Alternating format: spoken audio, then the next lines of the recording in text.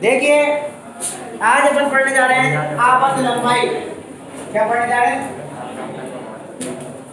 आबद्ध लंबाई पढ़ चुके हैं मन पहले। उसे बोला करो मैंने पढ़े ना आयनिक त्रिज्या, संयोजक त्रिज्या, वान डेर वाल्स त्रिज्या और लाप्लास त्रिज्या। तो देखिए आबद्ध लंबाई क्या होती है। देखिए बोर्ड में देखें, ये नाभिक आपको याद है धनायन छोटा होता है और ऋणायन का आकार क्या होता है? बड़ा होता है। इन दोनों नाभिकों के बीच की दूरी है, इधर देखिए, ठीक है।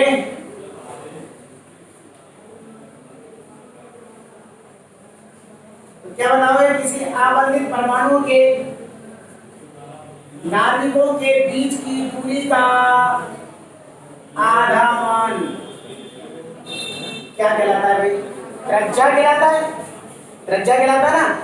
और अपन यूं कहेंगे किसी आबंधित परमाणुओं के दोनों नाभिकों के बीच की दूरी आबद्ध लंबाई कहलाती है। क्या कहलाती है भाई? यहाँ से यहाँ तक की दूरी आबद्ध लंबाई कहलाती है। सबके समझ में आ गई?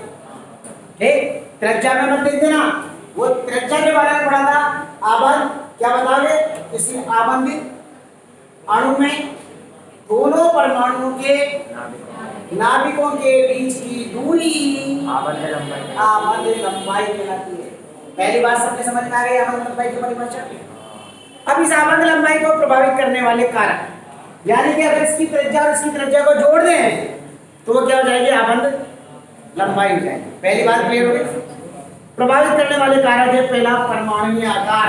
आप इधर मुझे बताइए, ये मैंने लिखा परमाणुीय आकार। मुझे एक बात बताइए, अपने आप सोच के बताइए, अगर परमाणु का आकार छोटा होगा तो आबद्ध लंबाई बढ़ेगी या घटेगी? और यदि परमाणु का आकार बड़ा होगा तो आबद्ध लंबाई क्या होगी? बढ़ेगी। इसका मतलब ये हुआ जो आबद्ध लंबाई है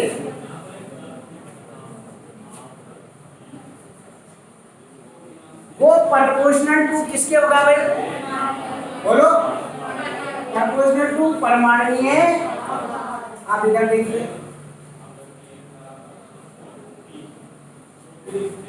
समझना है इस चीज को, आगे इससे काम नहीं चलेगा। आबद्ध लंबाई प्रोपोर्शनल टू परमाणुीय आकार। यदि आकार छोटा होगा तो बंध लंबाई कम होगी, और यदि आकार कैसा हुआ भाई? बड़ा, तो बंध लंबाई भी कैसी होगी? बढ़ेगी। अब मैं 4 यूनिट लिखता हूं आपसे, मैंने कहा HF, HCl, HBr। बंध लंबाई का क्रम बताइए, किसकी बंध लंबाई सबसे अधिक होगी, किसकी कम, और क्यों? जो आवर्त सारणी में अपने आकार बढ़ा नहीं क्या? आकार किस तत्व का आकार बड़ा होगा, किस तत्व का आकार छोटा होगा। आवर्त सारणी में जाएंगे नीचे से ऊपर, ऊपर से नीचे, दाईं से बाईं, बाईं से दाईं, वो सब याद होना चाहिए। किसकी होगी? किसकी होगी भाई सबसे बड़ी बंध लंबाई? किसकी? अरे जोर से बोलो, मां हटाए के ला दो। किसकी होगी? क्यों? क्योंकि याद है आवर्त में ऊपर से क्लोरीन, क्लोरीन, ब्रोमीन, आयोडीन, परमाणु क्रमांक 9, 17, 33 और 53। तो सबसे बड़ा आकार किसका है? आएगा। जब आकार उसका सबसे बड़ा है तो त्रिज्या भी सबसे। आगे बात समझ में, ऐसे क्वेश्चन पूछे जाते हैं स्पेशली ये, क्योंकि फ्लोरीन, क्लोरीन, ब्रोमीन, आयोडीन वर्ग संख्या 17 के एलिमेंट हैं और वर्ग संख्या 17 में ऊपर से नीचे की ओर आते हैं तो आकार बड़े होते हैं। तो आई का आकार सबसे बड़ा है। तो यहाँ फ्लोरीन का परमाणु क्रमांक कितना है? 9। इसका कितना है? 17। इसका कितना है? और इसका कितना है? लिख लेना इसके नीचे जो लिख रखा है।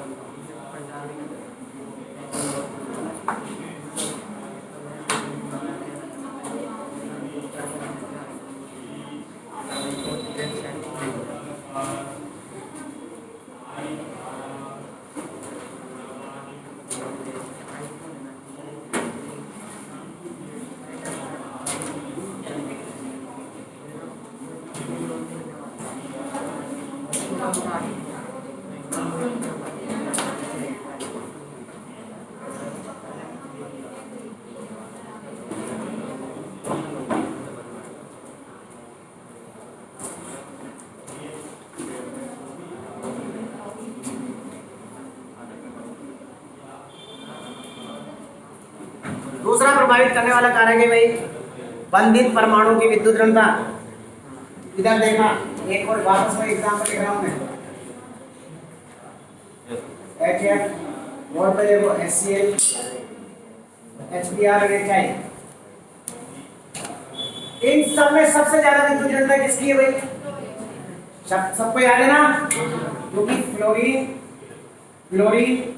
ब्रोमीन और आयोडीन सब एक ही वर्ग के। सबसे ऊपर फ्लोरीन है और फ्लोरीन की विद्युत ऋणता आवर्त सारणी में क्या है? सबसे ज्यादा। तो विद्युत ऋणताओं का अंतर बड़ा, इसमें विद्युत ऋणता का अंतर सबसे ज्यादा, इसमें उससे कम, इसमें उससे कम, इसमें सबसे कम, क्योंकि आई की विद्युत ऋणता क्या होती है? सबसे कम। तो मुझे बताइए कि इसमें किसकी बंध लंबाई सबसे अधिक और किसकी बंध लंबाई सबसे कम होगी? बोलो ना। इसकी बंध लंबाई सबसे और इसकी बंध लंबाई सबसे। आ गई बात समझ में? अगर दो परमाणु की विद्युत ऋणता का अंतर बढ़ेगा तो उनके मध्य आकर्षण बढ़ेगा। आकर्षण बढ़ेगा तो उनके बीच की दूरी क्या हो जाएगी? कम हो जाएगी। अतः HF की बंध लंबाई सबसे कम और HI की बंध लंबाई सबसे अधिक होगी। कोई प्रॉब्लम किसी को? तो आपको ये याद रखना है, अगर विद्युत ऋणताओं का अंतर बढ़ेगा, ये याद रखना है, विद्युत ऋणता दोनों परमाणुओं की विद्युत ऋणताओं का अंतर बढ़ेगा तो बंध लंबाई, आकर्षण बढ़ेगा, आकर्षण बढ़ेगा तो बंध लंबाई भी क्या होगी? कम हो जाएगी। कोई प्रॉब्लम? तो दूसरा प्रभावित करने वाला कारक कौन सा पढ़ा हमने? बंधित परमाणु की विद्युत ऋणता। तीसरा पढ़ने जा रहे हैं हम बंध क्रम। सुनो इसको भी, इंपॉर्टेंट है भी। बंध क्रम बोर्ड पे देखिए, एक ये परमाणु में जिसमें एक बंध है, इसका बंध क्रम कितना है भाई? दो बंधित परमाणु के मध्य बंधों की संख्या को क्या कहते हैं? इसमें दो बंधित परमाणु के मध्य कितना बंध है, तो इसका बंध क्रम कितना हो गया?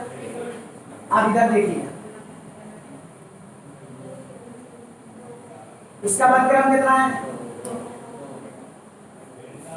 और इसका बंध क्रम कितना है भाई? बंध क्रम कितना है इसका? और बंध का मतलब क्या बता रखा है मैंने? आकर्षण। यही बताया ना, बंध का मतलब क्या होता है? तो इसमें एक आकर्षण है, इसमें दो है, इसमें तीन है। तो मुझे बताइए इन तीनों में सबसे ज्यादा आकर्षण किसमें है? तीन वाले में।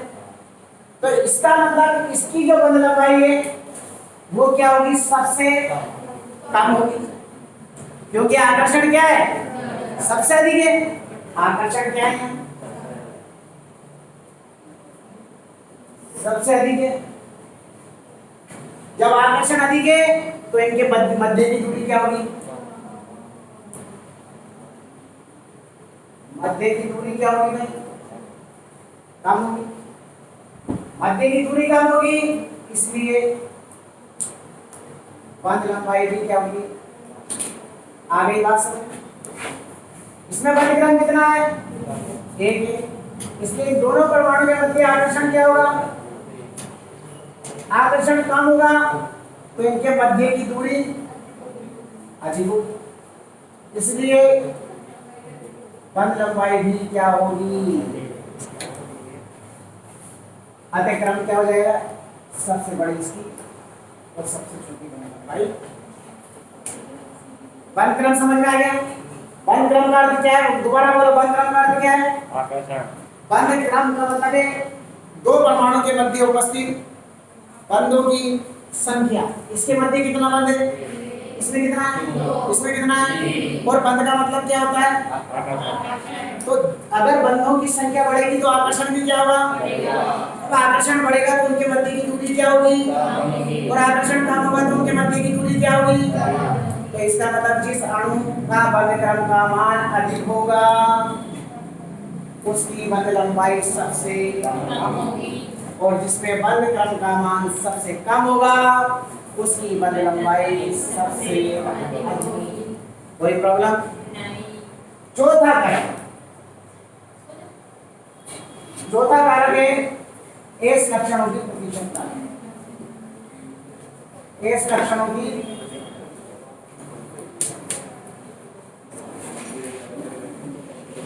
चौथे ऊपर करो, चौथे ऊपर करो। एस लक्षण का मतलब क्या है, पहले भी बता चुका हूं मैं, बंध लंबाई लंबाई में प्रभावित करने वाले कारक में एस कक्षक नाभिक के अधिक निकट होते हैं। तो अगर किसी यौगिक में एस लक्षण, किसी परमाणु में एस लक्षणों की प्रतिशतता बढ़ेगी तो मतलब आकर्षण क्या होगा, बढ़ेगा, और आकर्षण बढ़ेगा तो उनके बीच की दूरी क्या होगी, बीच की दूरी कम होगी तो बंध लंबाई भी क्या होगी। समझ में आ गया ना। मैंने आपको बताया था, एक पहले भी बताया था, कि इसके बाद में वही टॉपिक शुरू होगा, अतिव्यापन और संकरण। मैंने बताया संकरण कितने प्रकार का होता है, तीन प्रकार का, एक तो sp3, दोबारा से बोल दो, sp2 पर sp बताया था मैंने। इसमें एस कक्षण कितने परसेंट आ रहा है ये देखो, एक एस कक्षक है और तीन पी कक्षक है। तो अगर मैं पूछ लूं, मान लीजिए टोटल 100 है तो एस लक्षण की भागीदारी कितने परसेंट हुई, 25%। अरे पी लक्षण यहाँ एक एस कक्षक और दो पी कक्षक है तो भागीदारी कितनी हुई,